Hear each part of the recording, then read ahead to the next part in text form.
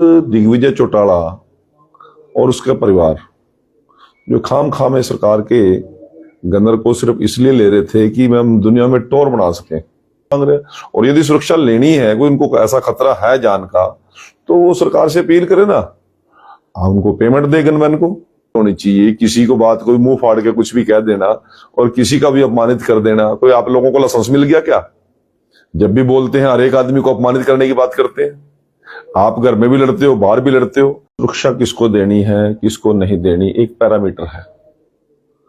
सुरक्षा विधायक को देनी है, सांसद को देनी है, राज्यसभा सांसद को देनी है, मिनिस्टर को देनी है, मुख्यमंत्री जी को देनी है, गवर्नर साहब को देनी है।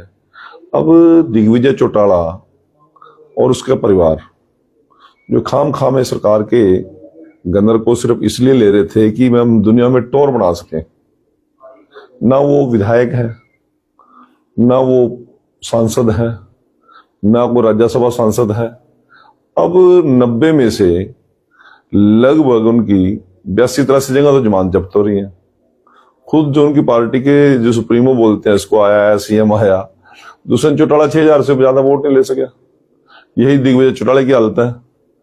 और जो जो उनके कैंडिडेट लड़े हैं, क्या स्थिति है, वो किस आधार पे सुरक्षा मांग रहे हैं, क्या मांग रहे हैं, और यदि सुरक्षा लेनी है, कोई उनको ऐसा खतरा है जान का, तो वो सरकार से अपील करे ना, आप उनको पेमेंट दे गनमैन को। उनको सुरक्षा देनी है तो वो हमारे पैरामीटर्स तय करेंगे कि वो सुरक्षा की उनको जरूरत है या नहीं है। और सुरक्षा की जरूरत तो सामान्य आदमी को तो नहीं है। जब इन लोगों के राजपाट थे, जब तो उन्होंने IAS IPS को भी नहीं बख्शा, थाने में गिर गिर के जूते मारते थे। कोई छुपी हुई बात नहीं, सारी दुनिया देख रही है कि जब गरीब लोगों का जुल्म जाती करते थे, चरण सिंह सोरेवाला जी के साथ क्या किया इन्होंने, विनोद मडिया जी के साथ क्या किया जब चौटाला की गवर्नमेंट थी। इसी प्रकार से जो जो इनके विरोधी लोग थे, उनकी क्या क्या दुर्गति करी इन लोगों ने, वो समय तो भूल गए। आज तो सरकार का किसी प्रकार का इसका प्रताड़ित और उत्पीड़न कोई है नहीं जो इन्होंने जुल्म जाते लोगों पे की है। जिस प्रकार से लोगों को इन्होंने अपमानित किया, लोग आज उसका बदला मांग रहे हैं। वोट के लिहाज से मांगेंगे, और यदि कोई और बात होगी तो और भी मांगेंगे। किसी की भी ये कहते हैं जी कौन होता है DGP?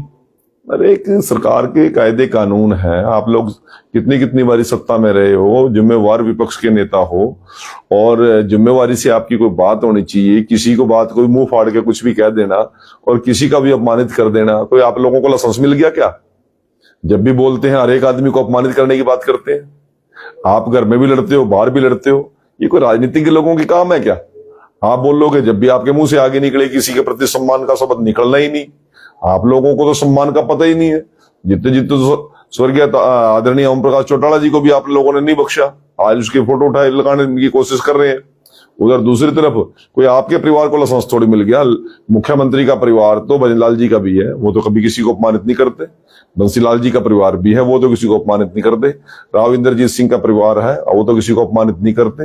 राजनीतिक बात हो सकती है, राजनीतिक विचारों की लड़ाई हो सकती है। दीपेंद्र हुड्डा भी सांसद भी है, पूर्व मुख्यमंत्री का बेटा भी है, वो तो कभी किसी के साथ में कभी लूज टाक नहीं करता।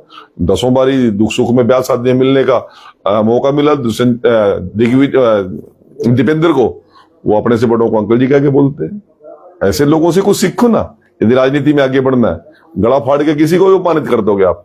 कोई आप लोगों को लाइसेंस मिल गया क्या?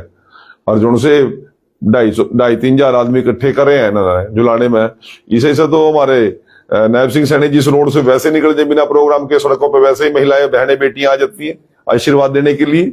हमारे किसान और मजदूर आ जाते हैं, हमारे मुख्यमंत्री को देखने के लिए आ जाते हैं, जिसको ये कह रहे हैं कि हमारी रैली से बोखड़ा गए, डर गए। इस प्रकार की सीमाओं के बाहर रह के जब ये बात करते हैं, तो इस प्रकार के लोगों को परिणाम भी भुगतने पड़ते हैं। बहुत आदमी को सोच समझ के कोई राजनीतिक आदमी को बयान देने चाहिए। और दिग्विजय चौटाला और दुष्यंत चौटाला और जो उनके रिश्तेदार हैं, मुझे तो नहीं लगता कि इनको कोई राइट होगा किसी प्रकार की सुरक्षा लेने का। और यदि सुरक्षा की समीक्षा की है DGP ने की है, हरियाणा पुलिस ने की है, तो उन कायदे कानूनों को सभी को मानना पड़ेगा।